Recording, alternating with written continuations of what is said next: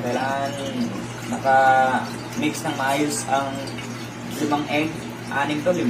6. 6 na egg. Tapos, kailangan yan may star. Star. Oh, so, hindi yan star. Ano yan siya? Tawag dito. Tester kung mainit na ba, kung pwede na ba siyang ilunod. So, pwede na siya, di ba? Lulunod na natin ang buong itlog. So, akit pa matulog ba?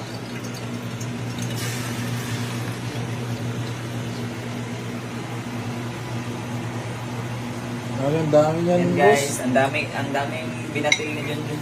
6. Oh, di ba?